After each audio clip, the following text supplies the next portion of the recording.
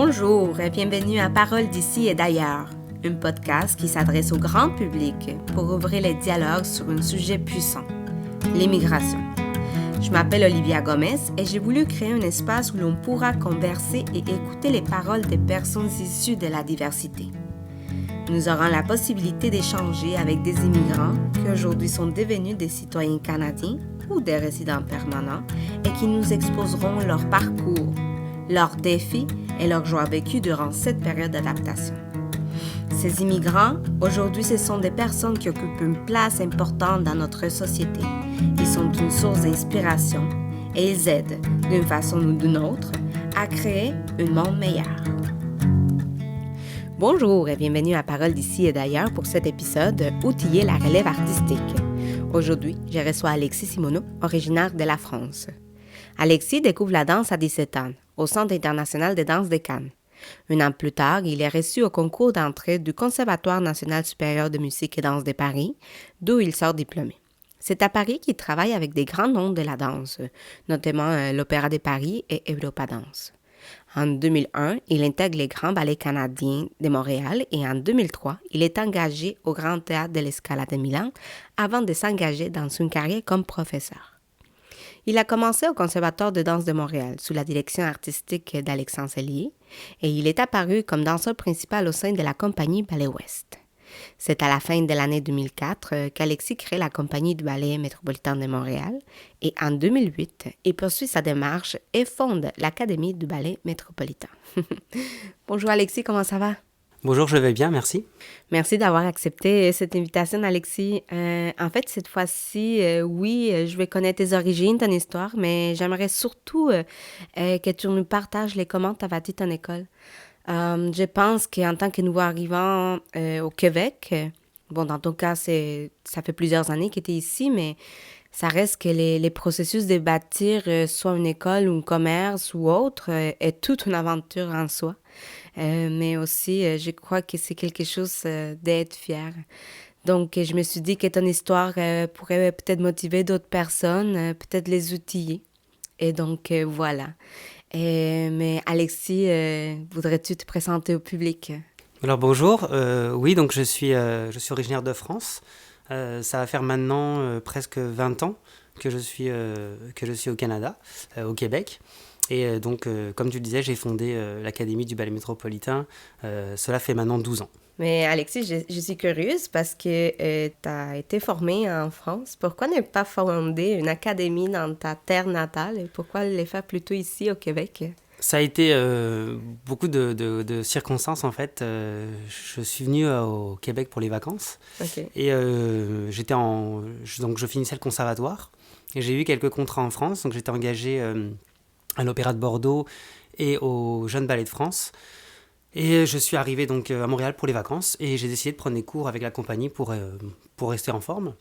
Et la compagnie m'a proposé de m'engager, en fait. Directeur à l'époque, c'est Granimir Pankov. Il m'a proposé un contrat. Et donc, vu que ça a été un pays étranger, c'est le Canada, j'étais très excité à l'idée d'être dans un autre continent. Donc, j'ai accepté le contrat et c'est avec la compagnie, ici. Avec les Grands Ballets? Avec la compagnie Les Grands Ballets, oui. OK, donc en fait, c'est la danse qui t'a amené ici. Exactement, oui. Et par la suite, tu as continué avec la compagnie au Grand Ballet pendant combien de temps? Alors en fait, je suis resté à peu près un an, enfin plus d'un an. Et j'ai eu un accident de genou. Okay. C'est ce qui m'a en fait porté à la réflexion de me réorienter vers l'enseignement. Donc en fait, c'était plus une convalescence. Donc je me suis dit, bon, le temps de ma convalescence, je vais enseigner.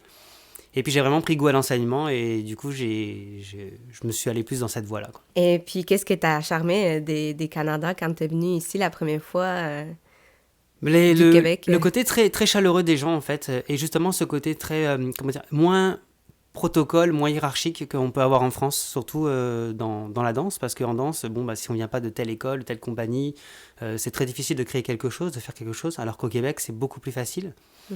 J'ai vu vraiment une opportunité de créer quelque chose, de faire des choses, je veux dire artistiquement parlant. Donc c'est ça qui m'a vraiment poussé à créer quelque chose ici, puis à rester au Québec. Sinon, pour parler un petit peu de la vie, c'est sûr qu'il y a des différences de température, les saisons, c'est très très beau. Oui, comme je dis, la chaleur des gens, c'est vraiment, vraiment différent de l'Europe. Alexis, tu parles d'une hiérarchie en danse en France. Est-ce que cet aspect a créé un certain stress en toi que tu ne vis pas ici au Québec? Oui, je dirais pas c'est le mot stressé, mais c'est sûr qu'on a je dirais plus de liberté en fait au niveau de ce qu'on veut faire. On est moins, en France, c'est vrai on est plus comment dire, catégorisé dans quelque chose. T'es danseur, t'es danseur, t'es professeur, pour parler de la danse. Là. Alors qu'ici, non, on peut faire les deux. OK. On peut être professeur et danseur.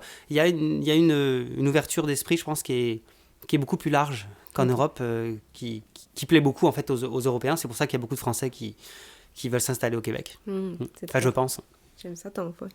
Et puis, avant d'être professeur, t'as fait une compagnie, si je ne me trompe pas. Est-ce que tu peux nous parler de cette période de ta vie? Oui, alors en fait, pour parler de l'académie, si tu veux, ça a commencé par la création d'un spectacle. Donc, je dansais avec la compagnie Ballet Ouest. J'avais donc plein d'amis danseurs qui étaient très très bons.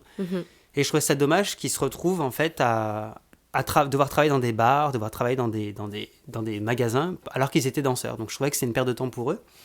Et je me suis dit, pourquoi pas créer un spectacle, déjà au moins pour rassembler un peu tout le monde, et puis essayer de faire quelque chose d'assez professionnel, mais sans prétention.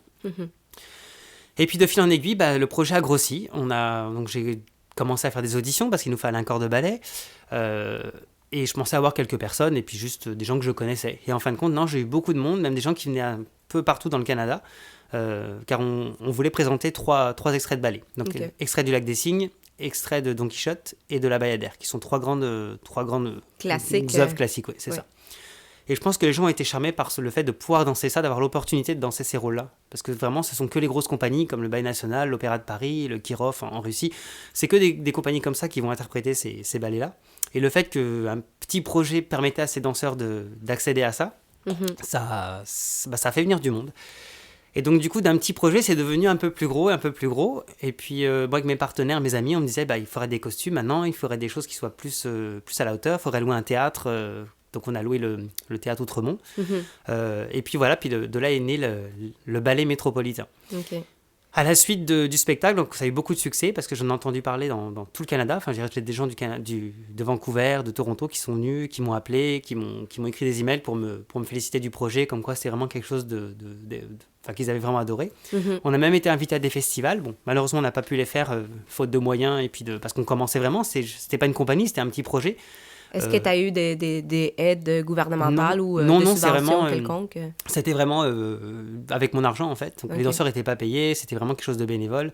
Donc, il y avait aucune idée de faire de l'argent avec ça. C'est vraiment pour se réunir avec des amis, en fait. Et puis, on a vu un petit peu la fragilité au niveau des danseurs. On s'est dit, pourquoi pas créer une académie, une école, en fait, qui serait affiliée à ça, puis plus tard développer la compagnie. Parce que tu veux dire, il y avait du beau potentiel, il y avait du talent, mais il manquait un petit peu plus de formation, d'entraînement. Voilà, c'est ça. Exactement, ouais, parce que ce sont quand même des œuvres qui sont difficiles. Il faut un mental, il faut être formé techniquement, artistiquement aussi. Puis avoir un entraînement continu exactement, pour pouvoir faire... c'est ça. Mais le fait que les danseurs, comme je te disais tout à l'heure, dansaient à l'occasion, et puis le reste du temps, travailler dans des magasins ou quoi, quand ils arrivaient en répétition après avoir passé une journée debout, c'est difficile pour les jambes, c'est difficile pour le corps, donc c'est ça. Donc on s'est dit, on va créer une académie, une école pour former ces danseurs-là, puis c'est venu de là, en fait, l'académie du ballet métropolitain, voilà. Et puis, peux-tu nous parler du nom ballet métropolitain? En fait, j'ai déjà une image dans ma tête, métropole, Montréal, diversité. Comment est née l'idée de nommer l'académie de cette façon? En fait, on cherchait, déjà pour l'académie, donc pour le ballet métropolitain, pardon, on cherchait un nom de compagnie pour pouvoir faire un site web, pour pouvoir, parce qu'on a fait quelques médias. J'ai eu la chance d'avoir une de mes étudiantes à l'époque, j'enseignais au conservatoire, qui travaillait pas les médias, mais dans les... Communication, voilà, merci. Et elle m'a proposé, elle m'a dit, j'ai un projet à faire, elle dit, faut que je développe quelque chose pour mon école. Donc du coup, on l'a engagée. Donc elle a pu nous avoir des articles, des entrevues avec des journalistes de journaux, notamment La Presse, Le Devoir. On a fait Radio-Canada. On a quand même fait quelques petits trucs. Journal de l'Île-et-Sœurs, parce que moi je venais de l'Île-et-Sœurs à l'époque. Et il fallait un nom, parce que c'était beau d'avoir un projet, mais il fallait qu'il y ait un nom derrière ça. Donc on a cherché quelque chose, puis on s'est dit, bon, qu'est-ce qu'il pourrait y avoir? Donc on a regardé un peu toutes les compagnies dans le monde, donc il pouvait y avoir, et puis on s'est arrêté sur l'American Ballet Theatre de New York. Et puis de là, c'est venu le métropolitain, métropole, donc c'est venu comme ça en fait. On s'est dit, pourquoi pas le ballet métropolitain, vu que ça n'existait pas. En fait, on pensait que ça n'existait pas, et on a appris par la suite que le ballet métropolitain a déjà existé à Montréal. Ah oui? Oui, dans les années, je pense, si je dis pas de bêtises, 70. OK. Mais ça n'a pas été enregistré. OK. La compagnie a existé, je pense qu'elle est restée 1 an et demi. Donc c'était un projet comme nous on avait démarré en fait. OK. Et puis il n'y a pas eu de suite. Je ne sais plus pourquoi, j'ai pas vraiment su l'histoire. Mais voilà, donc c'est ça. Donc on était content du nom. Et puis je pense que c'est un nom qui était accrocheur. Tous les gens trouvaient ça très très bien. Ouais. Donc c'est venu comme ça. Ouais.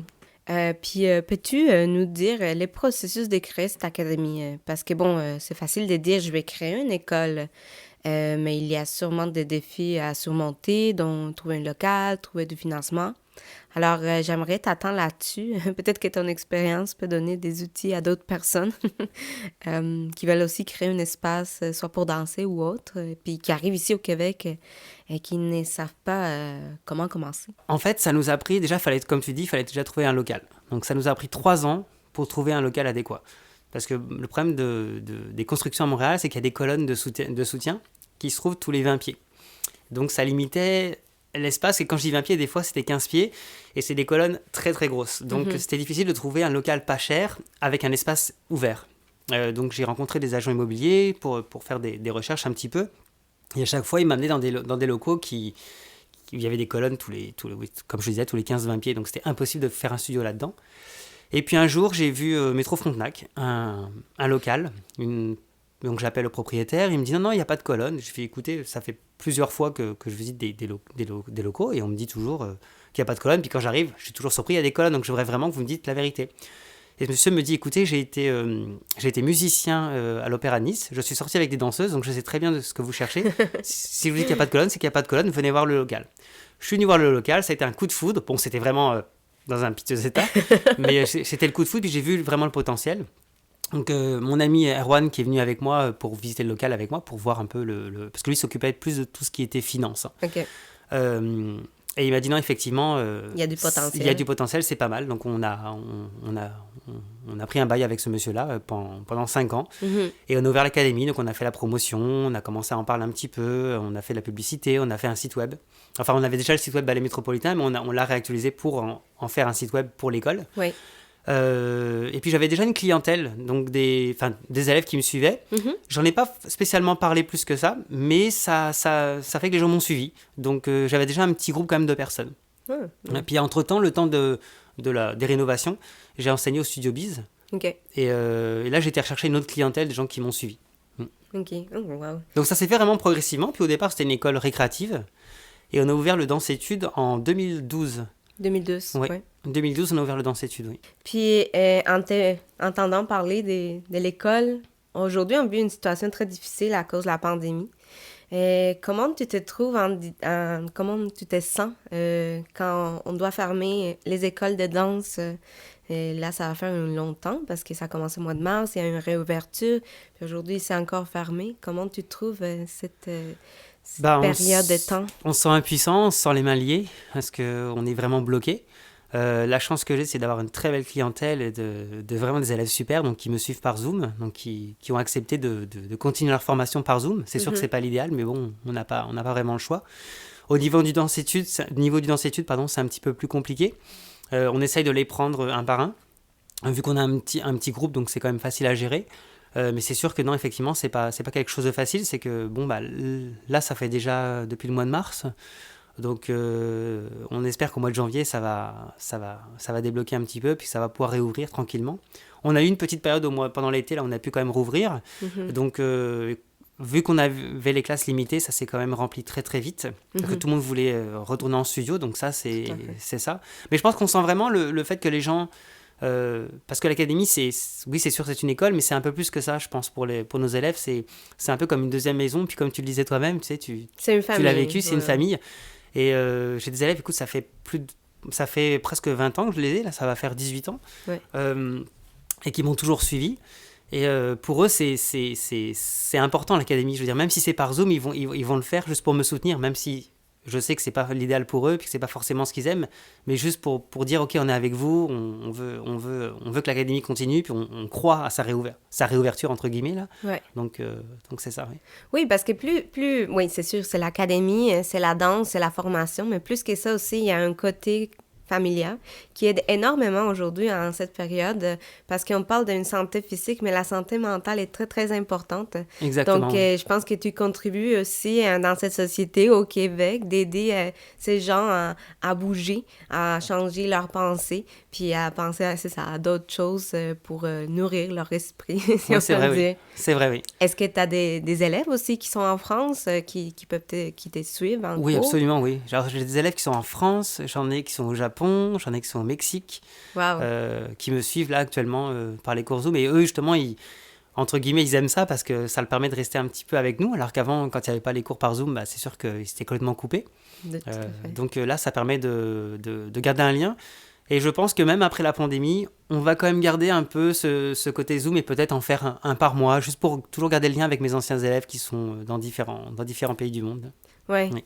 Au moins, il y a quelque chose de positif qui sort dans cette situation. C'est voilà, que tu peux aller rejoindre d'autres personnes à travers le monde. Exactement. Et donc, leur partager et leur donner des cours. C'est super. Mais je serais curieuse de voir, est-ce que tu as eu des subventions, une aide gouvernementale? On a le droit à des prêts qui doivent être bien sûr remboursables, là. Mais on n'a pas eu d'aide en tant que telle, non. OK. C'est beaucoup ce que propose le gouvernement, en fait, ce sont des prêts et tout vient du fédéral. OK.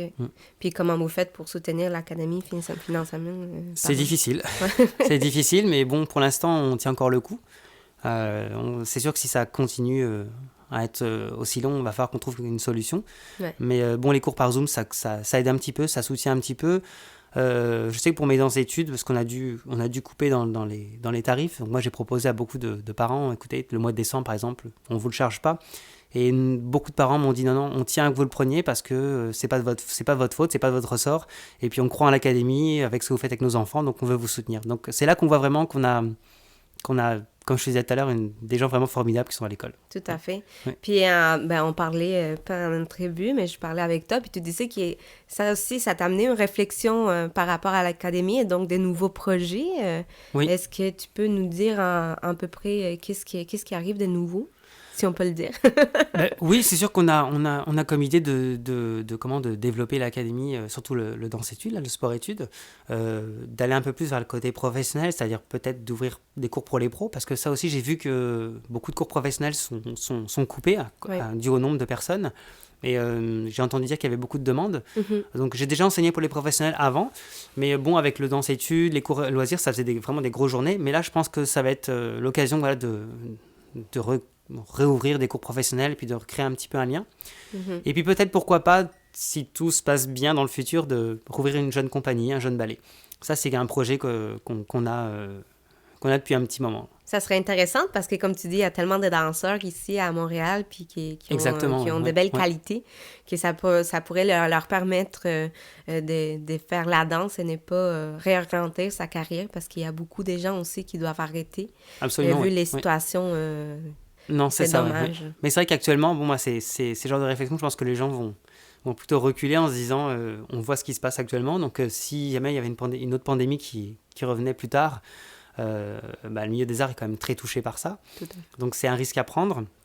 Mais c'est ça. C'est pour ça qu'on est en réflexion et que rien n'est concret actuellement. Est-ce que tu sens une responsabilité ou un engagement vers la relève artistique ici au Québec? Ah, absolument, oui, tout à fait. Oui. Qu'est-ce que on a cette envie de créer des danseurs, surtout quand on voit des potentiels. On a envie de les pousser à leur maximum, quoi, qu'ils arrivent à vivre leurs rêves. Et puis ça, c'est vrai que c'est pas quelque chose de facile, mais c'est... Il n'y a pas de mots pour ça, quoi. La danse, c'est vraiment quelque chose de formidable. Oui, puis elle nous forme aussi en tant que personne. On dirait que cette belle discipline nous apprend à être autonome, polyvalent, créative, tout faire.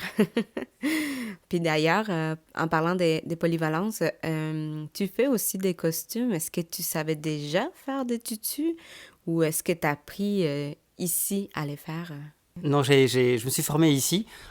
Ça a été une histoire un peu donc j'avais l'académie, tu sais, comme je te l'ai dit au début. On n'avait pas de costume, on n'avait rien. Donc il fallait avoir quelque chose, c'est ça. Donc je regardais tout ce qui était costume en ligne, c'était très très cher, donc on pouvait pas se permettre d'avoir ça. Puis un ami à moi m'a dit, pourquoi tu fais pas les costumes toi-même? Il dit, un tutu c'est facile à faire, un bout de tulle, tu passes le fil dedans, tu tires, tu le fronces, puis c'est bon. Puis je me suis dit, pourquoi pas? Je vais essayer, de toute façon. Donc je me suis acheté une petite machine à coudre. J'ai essayé de faire les premiers costumes, donc on avait fait les 2 pigeons. Ça, c'était la 2e année de l'école. Parce que la première année, j'avais emprunté ça à quelques amis que j'avais qui avaient déjà des écoles de danse. Mm-hmm. Et j'étais très très fier de moi. Mais la tête de mes élèves, quand ils avaient les costumes, c'était pas trop ça. Et les mamans aussi.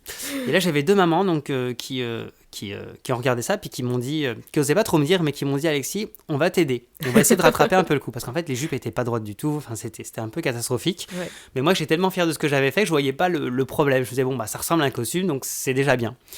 Et elles m'ont aidé, donc j'ai appris un petit peu. Elles m'ont montré deux, trois petits trucs. Donc, comment lire un patron, comment faire certaines choses. Et un jour, une costumière d'une compagnie de danse ici à Montréal a fait un atelier pour apprendre à faire un tutu. Okay. Donc moi, je pouvais malheureusement pas le faire.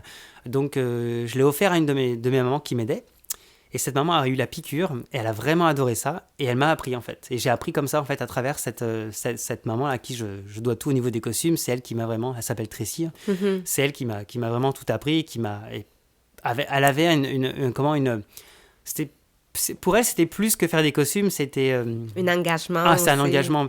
Mais je pense que c'est un engagement beaucoup vis-à-vis de moi. Et c'est pour ça que ça me touche encore plus. Ouais. Bon, ces filles étaient à l'école, elle avait 3 filles qui étaient à l'académie, aux danses-études. Oui.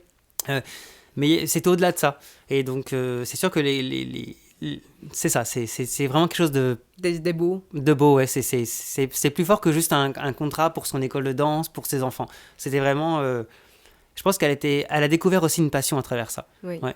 Et je pense que Tracy aurait pu faire une carrière là-dedans, je dirais designer de costumes de scène, parce que vraiment, elle a vraiment un talent. Elle a vraiment un talent. Oui. Ouais. Puis, Alexis, si on parle de thème, ta famille, parce que ça fait 20 ans que tu es ici au Québec. Oui, à peu près, oui. Et donc, ta famille et tout le monde se trouve en France? Oui, tout le monde est en France. Oui. Et comment tu vis pour toi, tu t'es habitué à vivre loin d'eux? C'est le temps qui fait qu'on s'habitue, parce que c'est maintenant, en fait, avec la pandémie, je pense qu'on réalise des choses, parce qu'on prend le temps de se poser, puis de penser un petit peu à sa vie, à soi. Et ça a été tellement vite, en fait, ces 20 dernières années, que c'est maintenant que je réalise qu'effectivement, je suis loin de ma famille. Ouais. Donc non, ils sont loin. Je vais les voir à peu près tous les 2-3 ans. Okay. On se parle toujours par téléphone, par vidéo. Donc c'est sûr que j'ai toujours un lien très fort avec eux là. Il n'y a pas eu de coupure du tout. Mais c'est vrai que c'est dans la pandémie qu'on se rend compte qu'effectivement ils sont loin. Ils sont loin. Oui. Est-ce qu'un jour t'envisages ou ça t'est déjà passé par l'esprit de retourner en France et puis être proche d'eux? Certains moments, oui, quand on a eu des moments difficiles ici à Montréal, c'est sûr qu'on se dit toujours, au moins, quitte à que ce soit dur, autant être avec sa famille. Mais actuellement, je te dirais non. C'est pas quelque chose que j'envisagerais tout de suite, là, c'est sûr. Peut-être plus tard, mais je garderai toujours un lien au Québec. Peut-être faire 6 mois en France, 6 mois au Québec. Oui. Puis, on parle pas souvent, mais si je te demande quelque chose, qu'est-ce qui te rend fière d'être ici?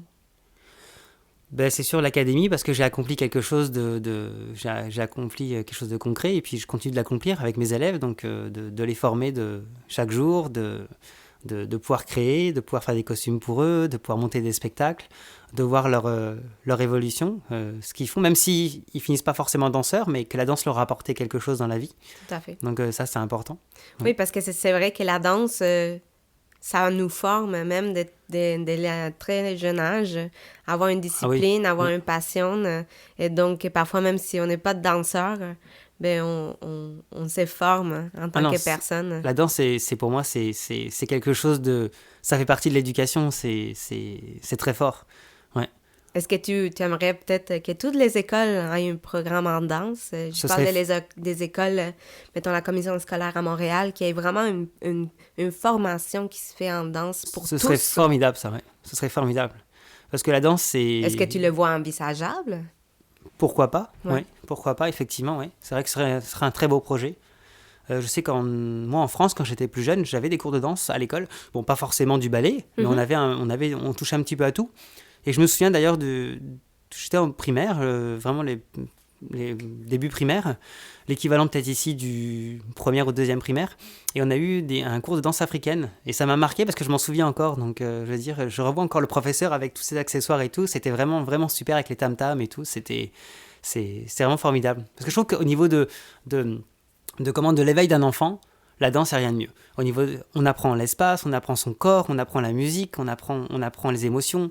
Il y a une multitude de choses autour de ça qui fait que je pense pour la croissance d'un enfant, je veux dire croissance physique et mentale, oui. c'est presque primordial.